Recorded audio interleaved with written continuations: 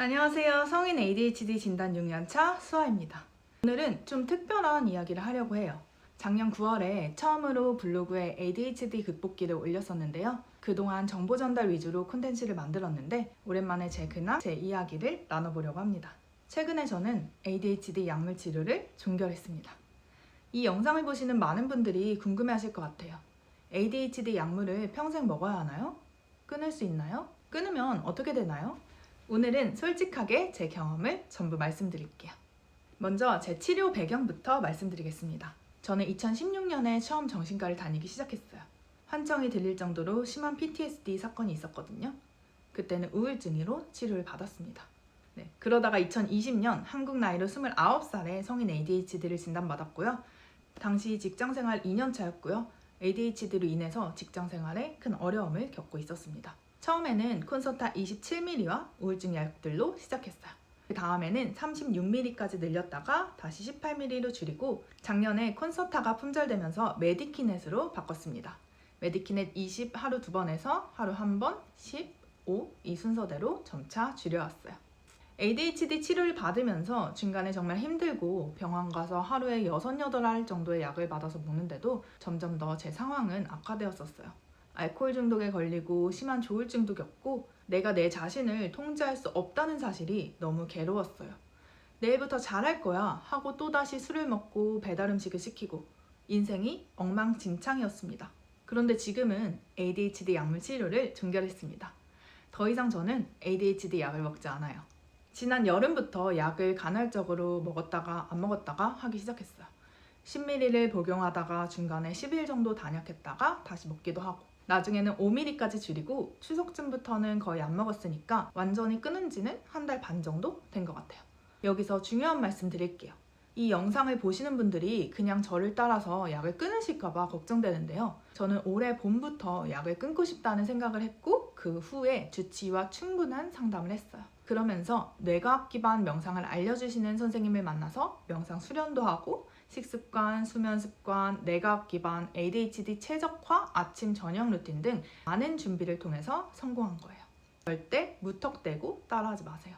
그리고 저는 개인 사업을 하기 때문에 제 스케줄을 조정할 수 있었어요. 단약을 하면 2, 3일 동안 정말 참을 수 없는 졸음이 쏟아지고요. 집중도 잘 안 됩니다. 직장인들은 이 시기를 이겨나가기가 정말 어려울 것 같아요. 그래서 이건 그냥 제 경험을 공유하는 거니까 이런 사람도 있구나 참고용으로만 봐주세요. ADHD 완치는 없다는데? 이런 질문 하실 수 있을 것 같아요. 그래서 기존에 다니던 병원에서는 저를 이렇게 표현해 주셨어요.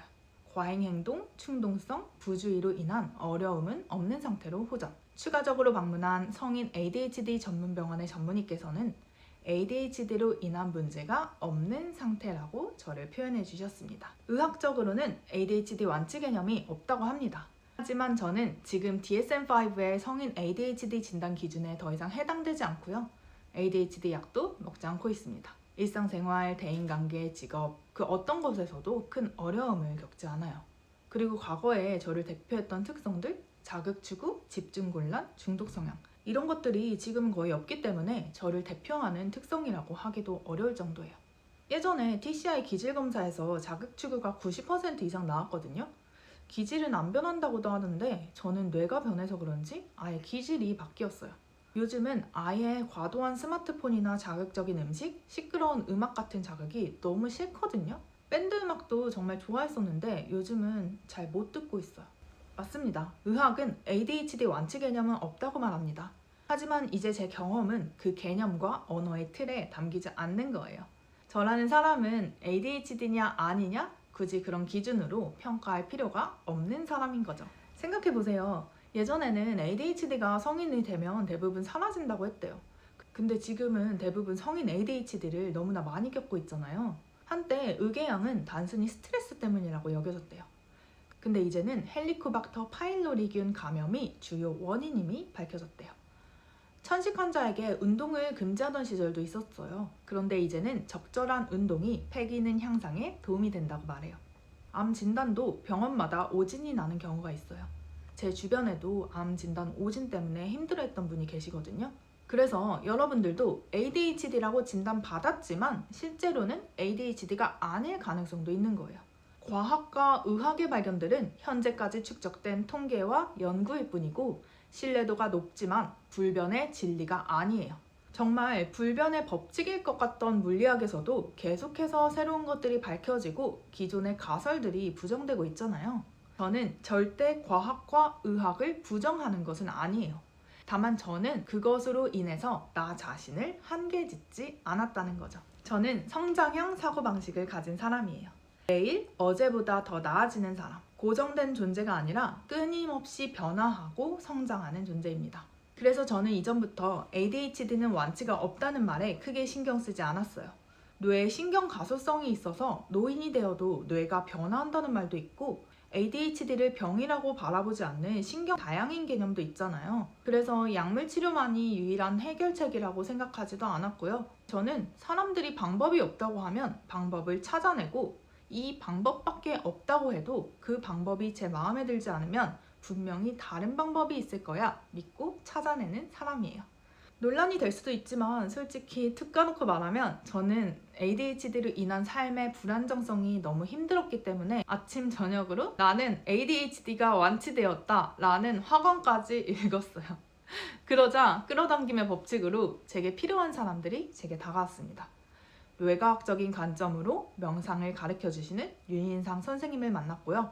약물을 복용하지 않는 해외의 ADHD 코치에게서 ADHD 사업가로 성공할 수 있는 팁을 들었습니다. ADHD와 정신과 약물을 모두 단약하고 현재는 아로마 테라피스트로 활동하시는 이로우라 아카데미의 로라쌤의 도움도 받을 수 있었어요. 그분들은 제가 인터넷에서는 찾아본 적도 없고 기존에 생각지도 못했던 지식과 방법으로 제가 ADHD를 개선하는데 큰 도움을 주셨습니다. 보고 계신가요? 너무 감사드립니다. 제 인생의 은인분들이에요. 한 가지 방법만 있다고 믿으면 그 방법밖에 보이지 않아요. 하지만 가능성을 열어두면 세상은 무수한 길을 보여줍니다. 삶의 방식과 나의 성장에 한계를 짓지 않고 언제나 가능성을 바라보는 저의 태도가 ADHD에도 불구하고 누구보다 잘 성공적으로 살아가는 지금의 저를 만들었어요. 그리고 앞으로도 이런 삶에 대한 태도와 스스로에 대한 믿음은 저를 제가 원하는 삶, 건강하고 아름다운 삶을 살아가도록 만들어줄 거예요. 앞으로도 계속해서 SNS를 통해서 스와의 웰니스 라이프, 성장하는 삶의 방식과 태도를 전달하고자 합니다. 결론은요, 저는 ADHD 약물 치료를 6년 만에 종결했습니다. 저에게 완치냐 아니냐는 이제 중요하지 않고요. 지금 저에게 중요한 것은 제 삶의 여정을 통해 여러분들에게 전하는 가능성의 메시지예요. 여러분들도 할 수 있습니다. 한계는 없습니다. 악동뮤지션의 가수 이찬영님은 이렇게 말했어요. 불가능한 것은 불가능하다. 하지만 가능한 것은 가능한 것이다. 여러분들도 모든 가능성을 열어두세요. 오늘 영상이 여러분들에게 작은 희망이 되었으면 좋겠고요. 좋아요, 구독, 알림 설정 꼭 해주실 거죠? 댓글로 여러분들의 이야기, 고민, 질문도 남겨주시고 제가 운영하는 ADHD 성장 커뮤니티 에디붐은 온다에도 방문해 주시길 바라겠습니다. 에디붐이 올 날을 기다리며 함께 이야기 나누고 싶습니다. 그럼 다음 영상에서 만나요.